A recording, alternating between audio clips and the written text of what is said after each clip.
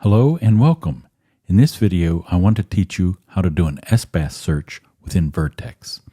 SBAS stands for Short Baseline Subsets, and it's a technique used in interferometry and is similar to baseline searches, which we provide also in Vertex, and I encourage you to see our other video about baseline searches. However, baseline and SBAS are for interferometry, which is where you compare two scenes, hopefully over the same area of the Earth. And in that comparison, you determine what has changed. You examine the interference pattern from those two scenes, and you create a new scene that reflects the difference. So for an earthquake example, you would see that the terrain has moved or shifted up and down in certain areas. To do that, you need two scenes, and SBAS is a technique or a search type for finding these pairs to compare. There's two ways to do an SBAS search. One, you could do a normal geographic search.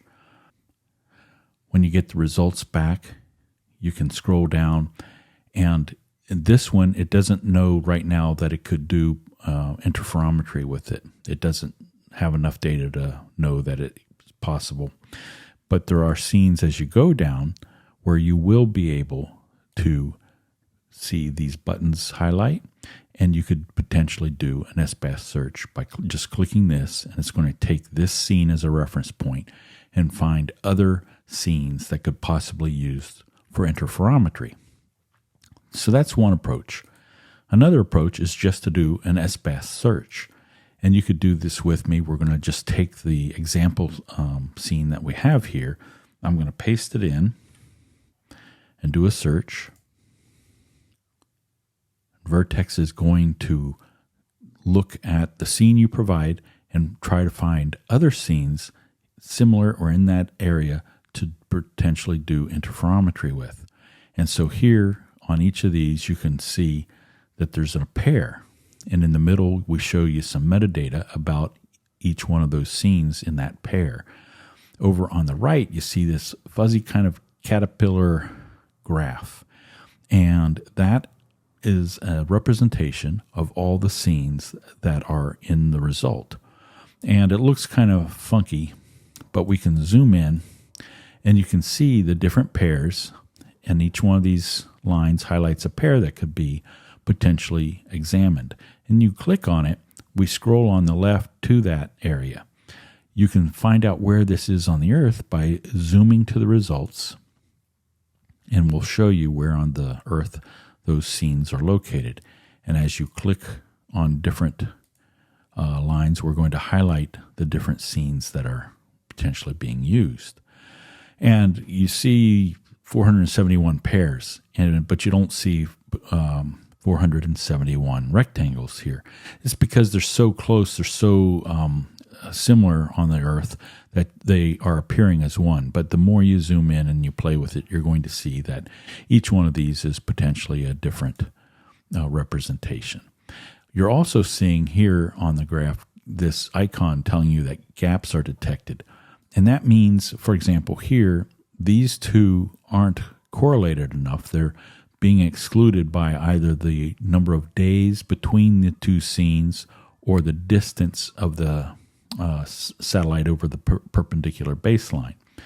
And if you want, you can manually include it. You can say, I want this to be in my results. So here you can click and you can select one endpoint and then the other, and it's going to automatically make that connection for you. And now that pair will be included in the results here. And with all of these pairs, you can add them to your download queue, or you could go and have it automatically be processed by our on-demand system for interferometry. And you could download the pairs CSV, the metadata in CSV format to your computer. So those are all of the icons here and how they control things.